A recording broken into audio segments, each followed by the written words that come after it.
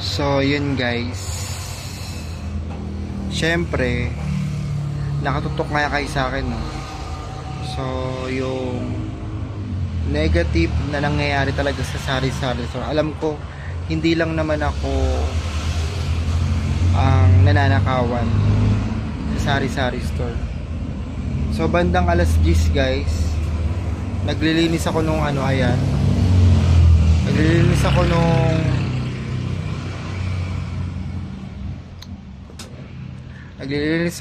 ko guys, nung salamin. Tapos syempre ang tagal ko sa banyo. Yung lola ko po yung pinagbantay ko ng tindahan.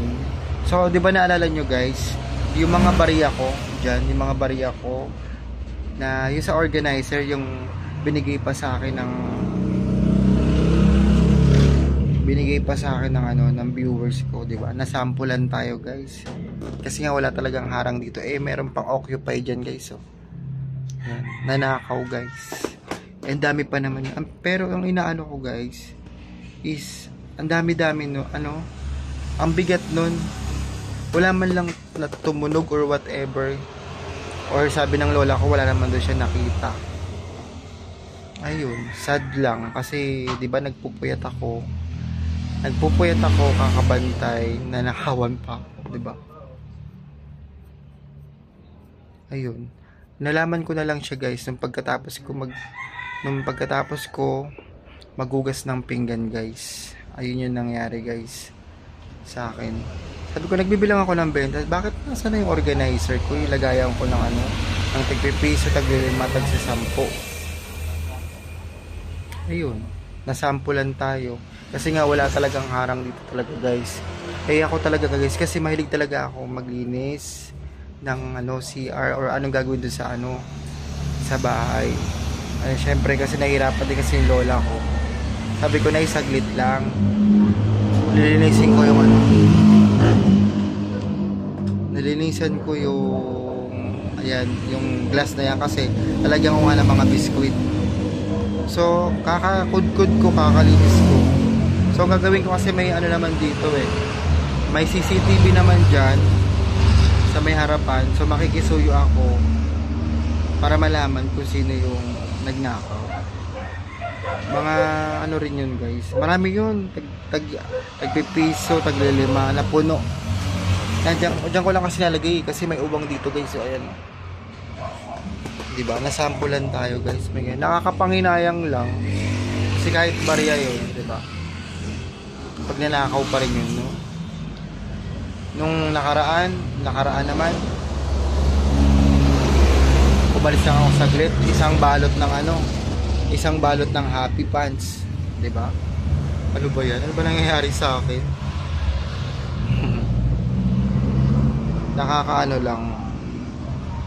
Nakakadala lang talaga.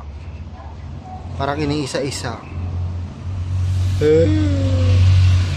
Pero tuloy pa rin. Ganoon naman talaga tsaka hindi lang naman talaga ako ang nakakaranas ng ganito. May nananakawan din sa sari-sari. So, sari-sari store, diba? Ayun na. Kasi open talaga to, garahe talaga to guys. Ayun. Hindi naman kasi guys, diba?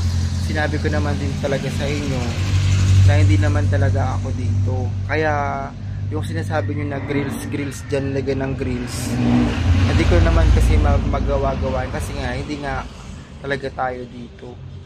Ayun, wala naman din ako magawa kundi tanggapin na lang din guys. Syempre kahit barya-barya yun, pinaghirapan, pinagpagura, pinagpuyatan natin, 'di ba? Ayun lang, kasi gusto ko lang din na malaman nyo na nangyayari din talaga to sa sari-sari. So mag-ingat po kayo, lalong-lalo na kung garahe kayo guys. At tsaka may ubang din dito. Kasi minsan kasi kaya may ubang dyan guys, minsan kasi mahilig ako magwalis-walis sa harapan para hindi na ako pupunta pa ako dyan. So lesson na naman to sa atin bilang isang sari-sari store. At hindi rin ako nag-iingat kasi, diba, inasa ko sa lola ko, yung lola ko hindi naman agad-agad nakakaano na yun. Kaya yun, kahit ano oras na hindi pa rin ako makatulog. Iniisip ko kung paano nangyari, kung paano ba na na nakuha yung pera ko doon. Syempre malaking bagay din sa atin yun eh. Syempre nga, 'di ba sabi ko nga sa inyo, pa piso-piso na nga lang, pa dos-dos, pa tres-tres. Yung natin, minsan yung kinikita natin, 'di ba? Mawawala pa. Ayun, nakakapanginayang lang, pero move forward pa rin tayo, guys. Ganun naman talaga.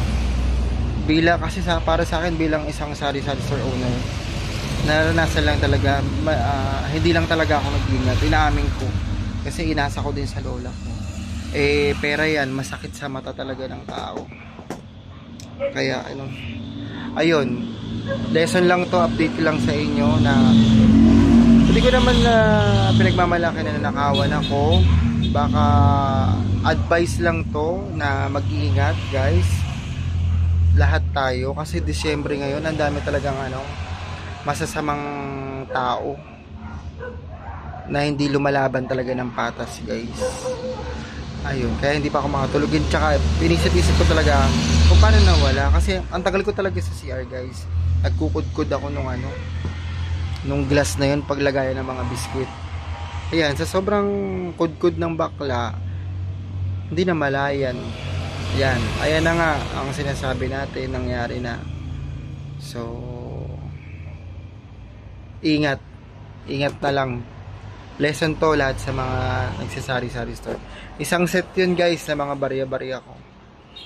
Alam nyo yun, kung ikayo avid viewers ko, guys. Yun. So ang pangit ng umaga natin. Okay, pero ganun lang talaga yun. Sige, na tayo magagawa, kasama talaga sa buhay yan ang problema, guys. Pero go pa rin. Malay nyo, 'di ba, may kapalit yun na mas malaki pa pala, 'di ba? Mas malaki pang biyaya, 'di ba? So hanggang dito na lang, guys. Ayun, tutulog na tayo, guys. My God, ayan na. Di pa ako inaantok, no? Pag nagbilang ako ng sales, sabi ko, nasaan na yung organizer ko? Ba't nawawala? Hanap pa ako ng hanap. Nagtanong ako kay nanay, sa lola ko. Sabi ko, Nay, may napansin ka ba na tao, mga bandang alas 10 yun eh. Mga bandang alas 10. Sabi niya, wala naman daw. Kaya ganun pa man, guys, tuloy pa rin tayo siguro. Tuloy pa rin. Wala tayong magawa. Ayan. Hay nako, buhay. Parang bangenge ka kasi hindi naman din first time sa akin, 'di ba? Naalala niyo kung avid viewers kayo, no? Pinasok pa nga yung tindahan ko dati. Na-vlog ko rin yung dati, guys. Tama, pinasok nga. Kumain lang ako saglit sa labas, ha. Nakakaloka. Bye, guys. Tantok na ako, pahinga na ako. Bye, ha. Ingat po tayong lahat. December ngayon, maraming talagang masasamang loob. Tama, bukas pa nga yung sari-sari store ko. Buti na lang kamo yung cellphone ko, nakalagay lang dyan, nakalapag lang dyan. Diyos ko, hindi kinuma. Diyos ko, bagong bili pa naman to dyan. Ay, nakakaloka. So bye bye na, guys. Thank you for watching.